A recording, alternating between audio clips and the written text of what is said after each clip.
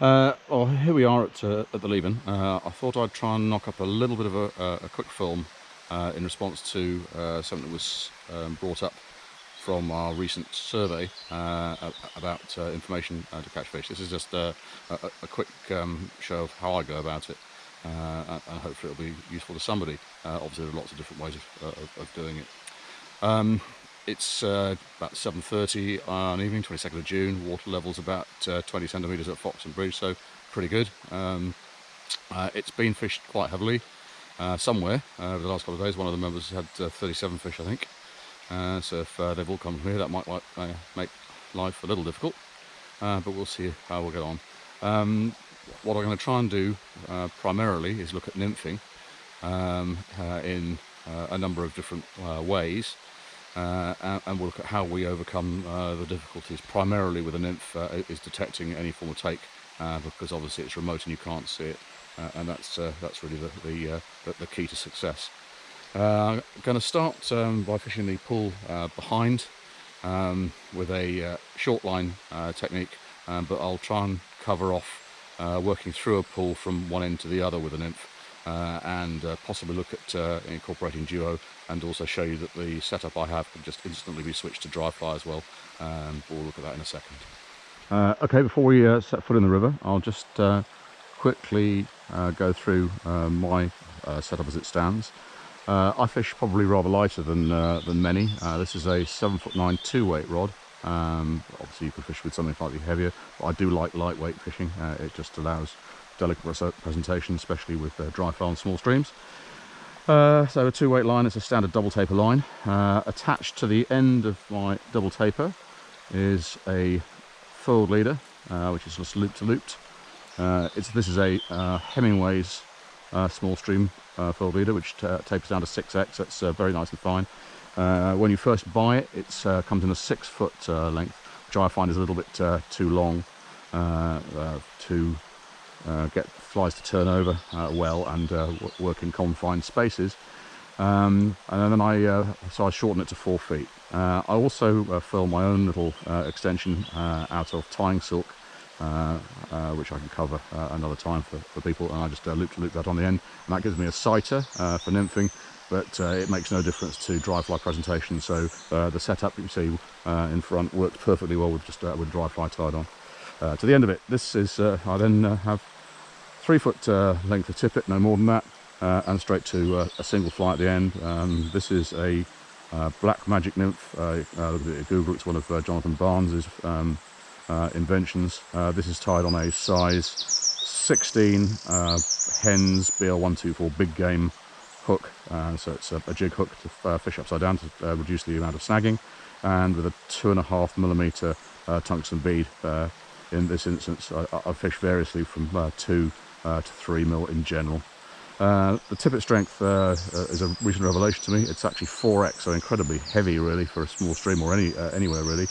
But I lost a couple of big fish early doors on the tees, so I decided I'd step up a bit, and then had the good fortune of fishing with a couple of England international anglers, and talking to them, they said they always use 4x, it makes no difference. So since then I've been using 4x for all my fishing, and it would appear to make no difference to the take rate at all. So there you go. So if you're worried about and you have problems with thin tippet, just try stepping up. You may find there are no issues.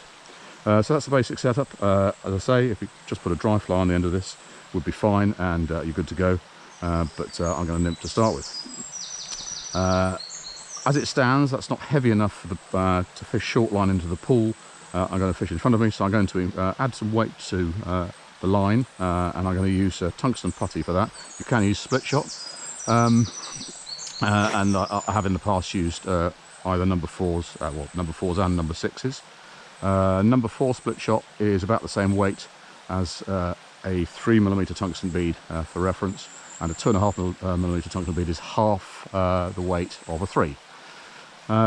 Tungsten putty, which I have here, I've tried a number of varieties, and this is ESP, which you can get from pretty much any tackle shop. It's used by the carp fishing fraternity to pin their rigs to the lake bed or wherever they are, and it has about the same mass as lead. So in terms of how much you need, you can vary it by rolling a ball about the same size as a shot you would do. But that's something to experiment with.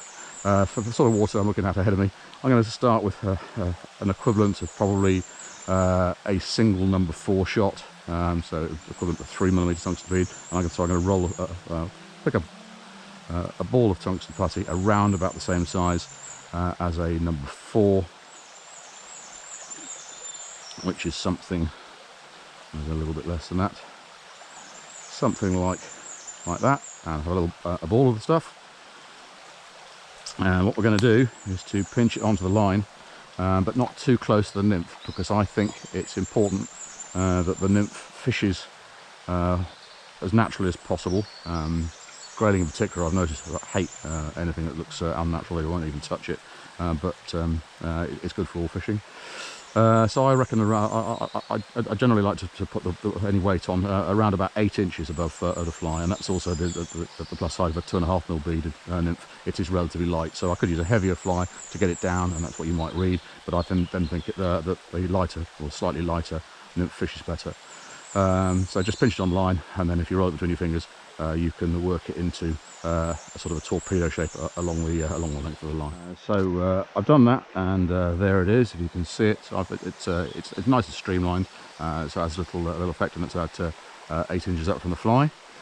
I'm going to fish the water in front of me. I would anticipate fish sitting somewhere in the V, or where it concentrates, so where the two runs join together. So where my rod's pointing now, somewhere in that there's a natural concentration of food. So hopefully there will be something in there, but we'll obviously prospect it. In order to fish it, there's a little yellow maiden gone by, Hectogenia sulfurea. In order to fish it, we're going to fish, as the technique suggests, very short line. So in fact, I'm not going to have any fly line out of the rod tip at all, only the furled leader. And in fact, I'm going to start with it even shorter than the rod itself. So it's very easy to control. Important things to note when using this technique. To be able to detect a fish at all, you must be in contact with your fly. And to achieve that, you must make sure that the cast lands straight, and to do that best, you want to make sure that the fly lands first rather than the line. So unlike normal fly fishing where you lay your line on the water, you're trying to get the fly to land first. And in fact, I'm going to try and keep the orange indicator clear of the water at all times.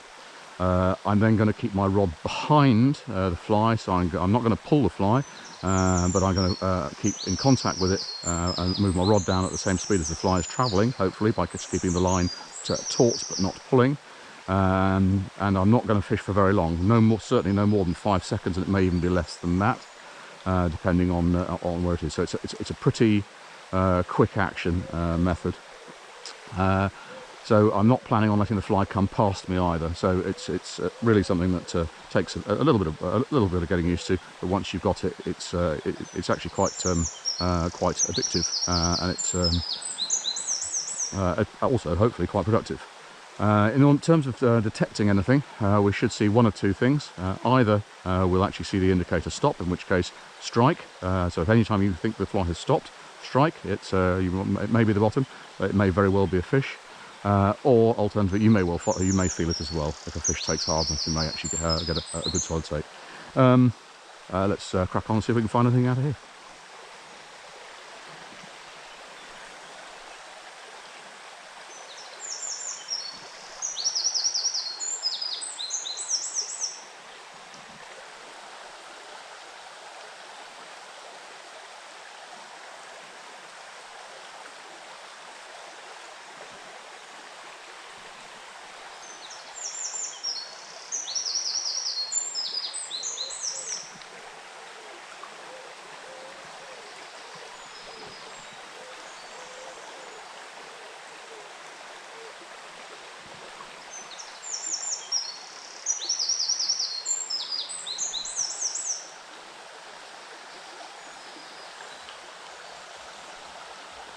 So I'm just really working near myself to start with. I'm expecting the fish to be further over in the slightly deeper hole, but it's worth just fishing all the way through. Getting towards, more towards sort of area I would expect to find something.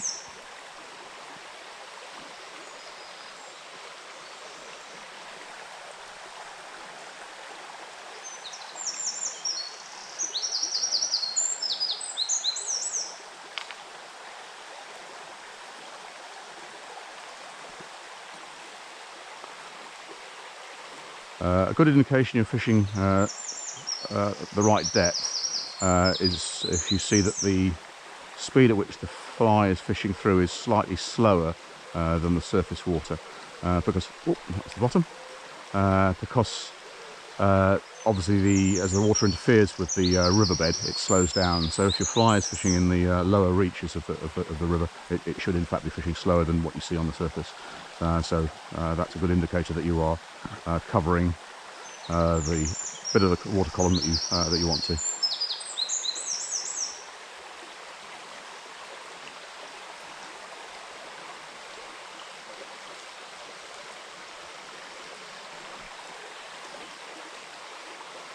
It's a pretty good concentration just ahead of me here, where the flow breaks into the pool, which could possibly hold something somewhere in there.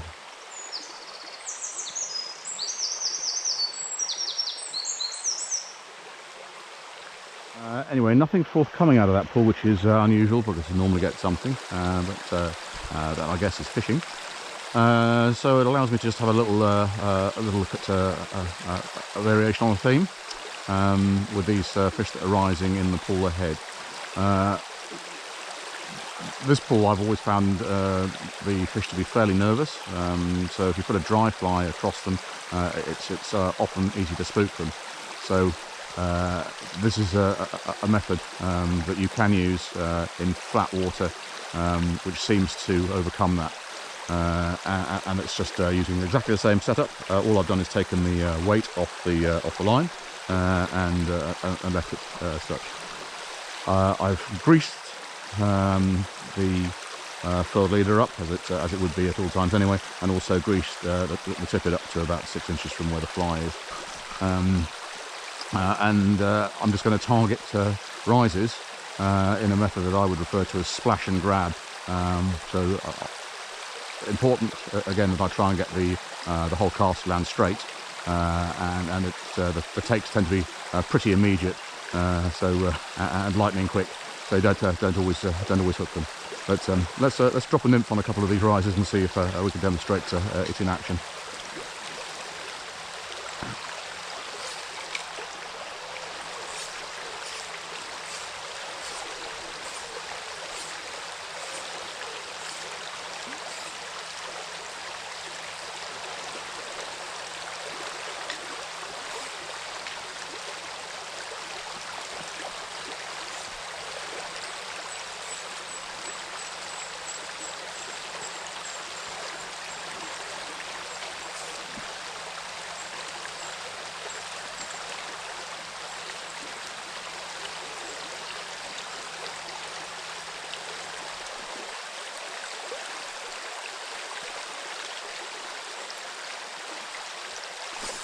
Take that.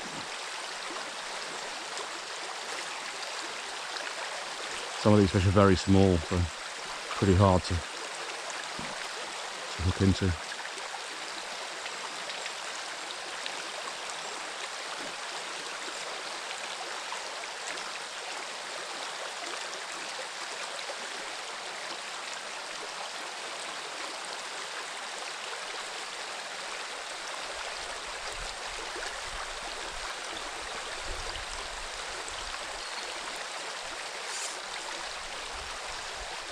There's a rise there. I'm going to try to target that one.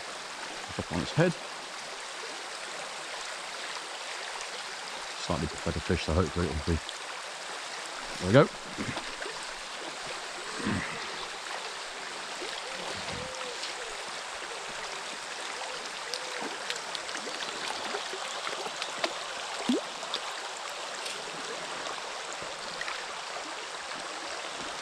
So So there we are. That is a demonstration of splash and grab. It's a pretty good method for some of the bigger and more wily fish. Nice barbless hook, so no problem releasing.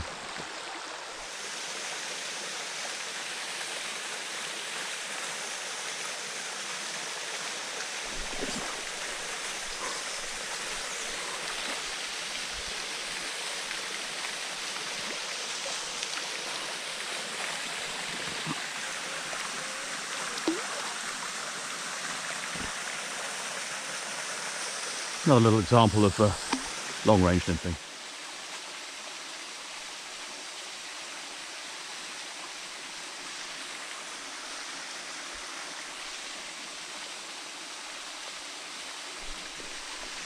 There we go, another one.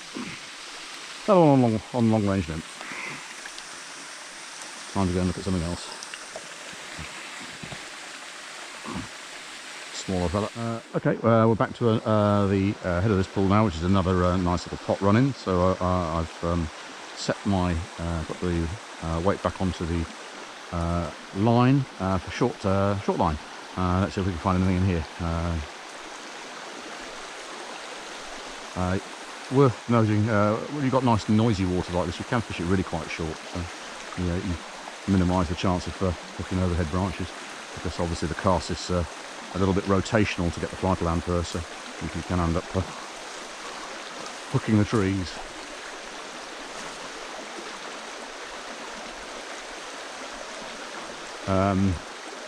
The other thing I should say is when you're doing this is you should strike at the end of every cast, because very often fish will take just as you're about to lift off. So in fact, make a fairly positive effort as you lift your fly away. Nothing doing again in the head of the pool. I have a bit of a theory as to why that might have been. So move on to the next pool for some more long range nymphing.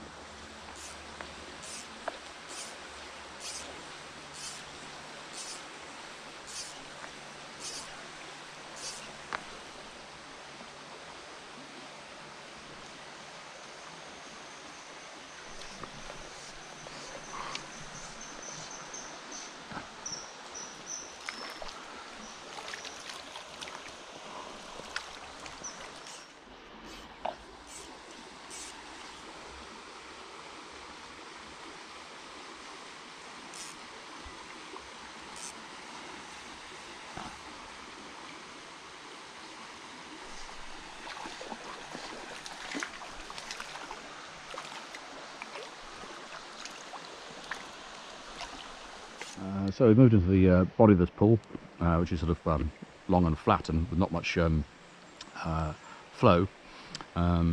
So it works pretty well here, doing a combination of sort of semi-lure fishing by giving movement to our fly and splash and grab, so just dropping it on the risers. So we'll work our way up to the top, doing a bit of that.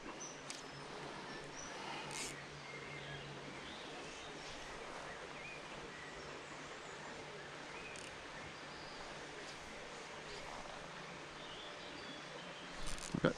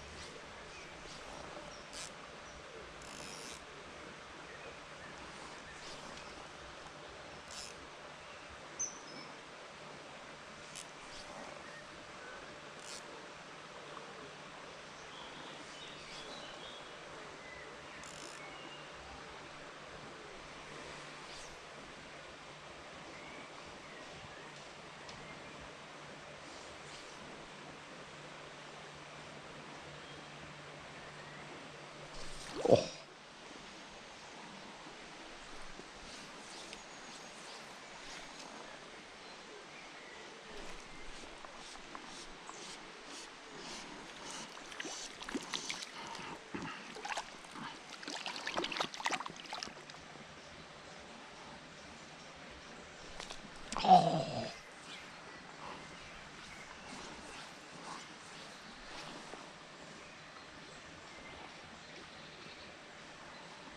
You don't hook them all.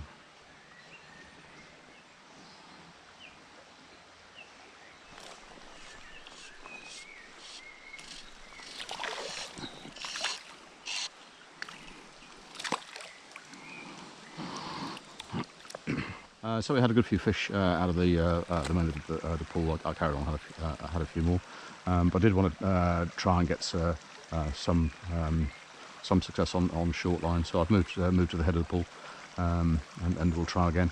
A little bit, starting a little bit further back than we did on the last go. So I will probably fish slightly rangier to begin with, and then shorten the line progressively as I get towards the top, just for control.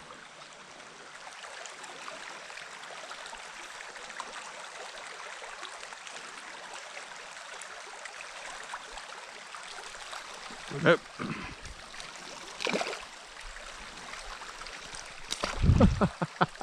Throwing the hook. Right, I've moved on to probably the final variants of nymphing that I use, and that's duo or Clinton dink, as some people might call it. So all I've done is attach a dropper only about a foot away from my fly in this case, because it's a relatively small stream. You can increase that up to about 18 inches if you want to, but you probably need a slightly heavier nymph than this one. And I've attached my version of a dancing caddis to that. Dancing caddis, you'll be able to Google that, but I type slightly more like a standard elk hair caddis in that I use a palmed hackle, and then I cut the hackle off underneath to try and get it to sit upright. So it's a slight variation on the theme. I can probably explain to anyone how I tie it if anyone's interested, but it's sedge patterns or elk hair patterns are pretty good for duo because they're nice and buoyant, and certainly will support 2.5 mil. Big advantage of duo over long line nymphing, as we were doing earlier, you've got 3 feet or so between the sighter and the fly itself. You get a much more immediate indication of any fish taking, and of course there's a possibility of it rising a fish itself. So we'll crack on in the tail of this pool and see if we can't get that to work.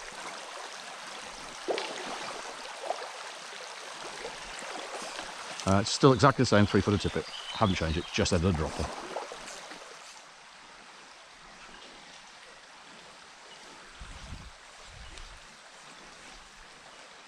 That's close.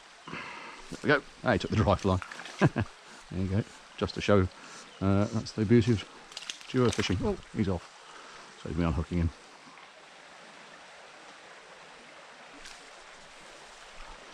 Come on, nymph. Oh, and he's off as well. Not keeping him on at the moment.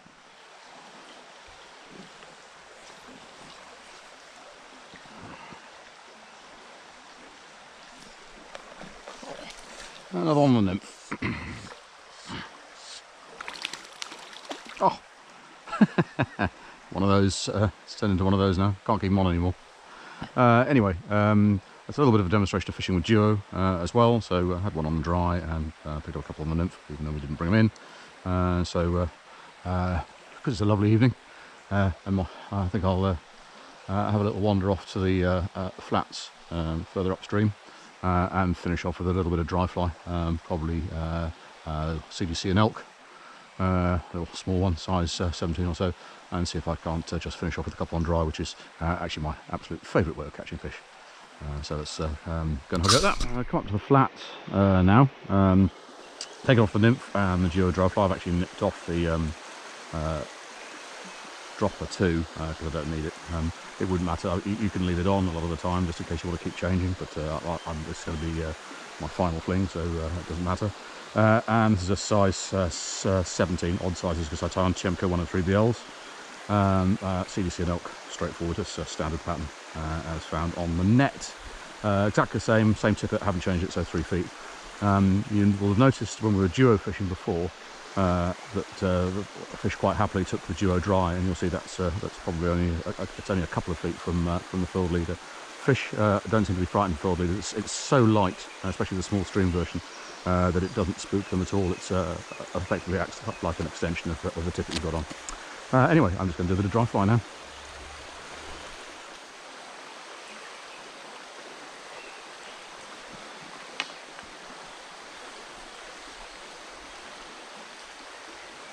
There we go.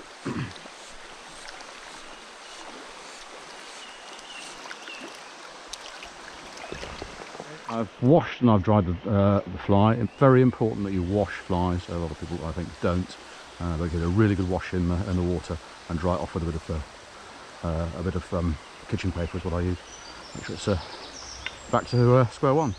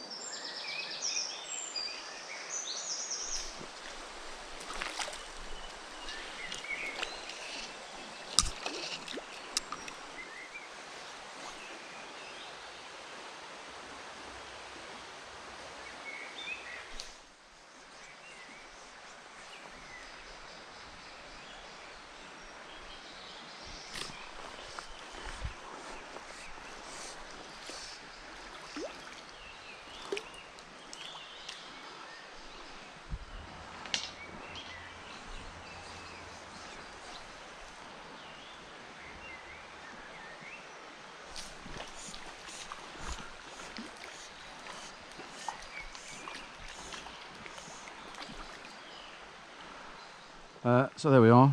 That's a couple of hours, 9:30 now. Finished off with a few to dry fly. Just to show that you can just ring the changes. Been interesting today to see that the fish are pretty much down back further down the pools, which again, as I say, it makes it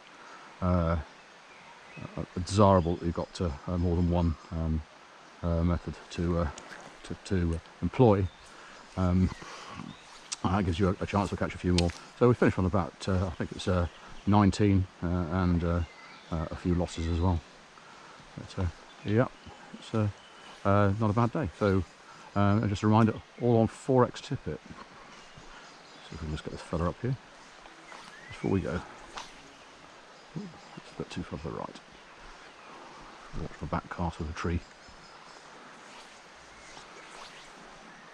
Trouble with side casting for me is that being right. Oops, lost him anyway. Being right-handed, the fly will always land to the right of my main line. Anyway, hope that's been useful.